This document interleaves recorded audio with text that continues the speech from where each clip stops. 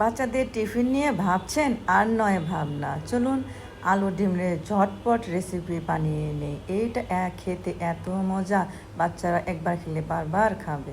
প্রিয় দর্শক, আমরা রুটি খাওয়ার জন্য যেভাবে কাইতরি করি ঠিক ওভাবেই আমি এটাকে সেদ্ধ করে নিয়েছি। আপনি চাইলে এতে কাঁচা পানিও দিতে পারেন। এটা আমি কিন্তু ময়দা নিয়েছি, আপনারা চাইলে আটা দিয়েও করতে পারবেন। তো আমার এটা এখন মাথা হয়ে গেছে, এটা আমি এখন 10 মিনিটের জন্য রেস্টে রেখে দিব ঢেকে। সামান্য একটু ফাঁকা রাখবো যাতে হালকা বাষ্পটা একটু বের হয়ে যায়। দর্শক, আমি এখানে যে আলু পরিমাণ মতো আর গাজর পরিমাণ মতো নিয়ে এইভাবে কুচি কুচি করে নিয়েছি। আপনারা ঠিক এইভাবে কুচি কুচি করে নেবেন। এখন এর মধ্যে আমি দিব স্বাদ মতো লবণ, আর দিব এই যে জিরা গুঁড়া, আর দেব হলুদের গুঁড়া, আর দেবো যে ধনে পাতা কুচি, আর দেবো কাঁচা মরিচ কুচি একদম মিহি করা, আর দেবো কিছু পেঁয়াজ কুচি, আর এখন দেব কিছু বেসন 1 টেবিল চামচ পরিমাণ মতো, আর এই যে ডিমে সামান্য একটু লবণ দিয়ে এটা একটু মাখিয়ে নিচ্ছি। ডিম দেবো, আপনারা চাইলে ডিমটা নাও দিতে পারেন, ডিমটা দিলে টেস্টটা আর একটু বেশি আসে। এখন এটা আমি খুব ভালোভাবে একটু মাখিয়ে নিচ্ছি আলতোভাবে।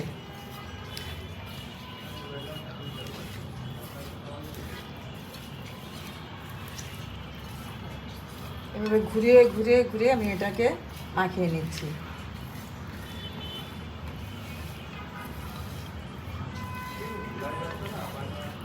এটা খেতে যে কতটা মজা প্রিয় দর্শক, অনেক মজা, বাচ্চারা খুব মজা করে খাবে এটা।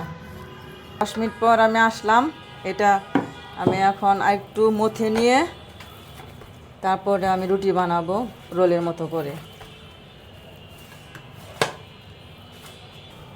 আমি এভাবে রোলের মতো করে নিয়ে তারপরে আমি চাকু দিয়ে কাটবো। এতে কি হবে, প্রত্যেকটা রোল সমানভাবে থাকবে।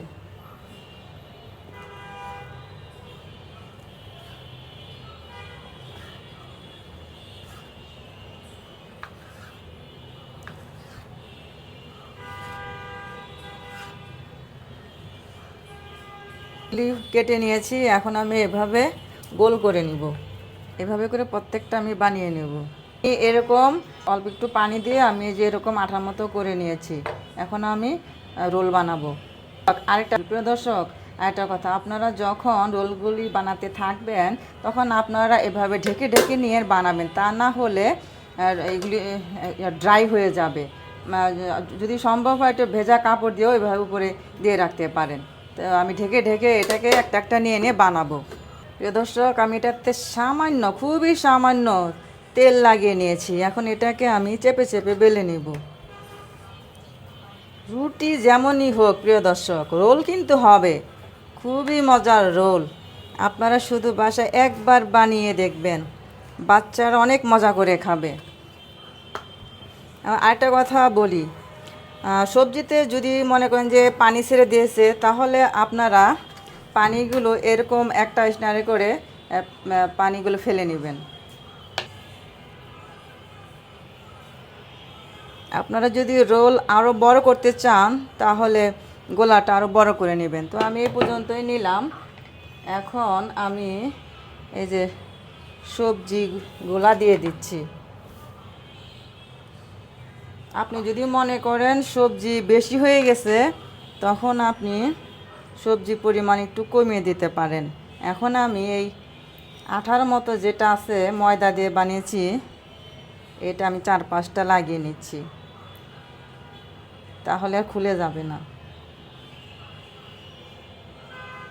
এখন আমি কিভাবে এটা বানাচ্ছি দেখুন। এই তো এখানে এনে এইখানে একটা এভাবে করে চাপ দিবেন, কোনো সবজি বের হওয়ার আর চান্স থাকবে না এভাবে। এখন আপনি এইভাবে আস্তে আস্তে উল্টিয়ে নেবেন রোলের মতো করে। এই যে দেখুন, এই যে কত সুন্দর একটা রোল হয়ে গেল। আপনি যদি মনে করেন যে আমি এই পাশটা আটকে দেবো, হ্যাঁ এভাবে দিতে পারেন, হালকা প্রেসার দিয়ে দিতে পারেন। এই যে এভাবে তো এই যে প্রিয় দর্শক, আমি এভাবে করে প্রত্যেকটা রোল আমি বানিয়ে নিচ্ছি। বুঝবো আমার তেলটা গরম হয়ে গেছে, এমন একটা কাঠি দিয়ে চেক করে নেব। ওই যে নিচে বুদ বুদ উঠতেছে, তখন বুঝে নিতে হবে তেল গরম হয়ে গেছে। তো প্রিয় দর্শক, এখন আমি রোলগুলি ছেড়ে দেব। আমার চুলার তাপ কিন্তু মিডিয়াম থাকবে, মিডিয়াম আঁচে ভাজতে হবে।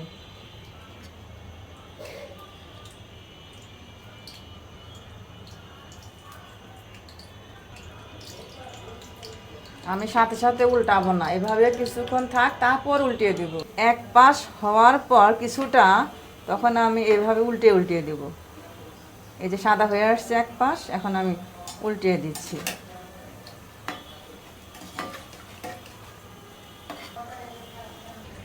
এগুলিও ভাজা হয়ে গেছে, আমি এখন এগুলি নামিয়ে নিব। সুন্দর কালার আসছে।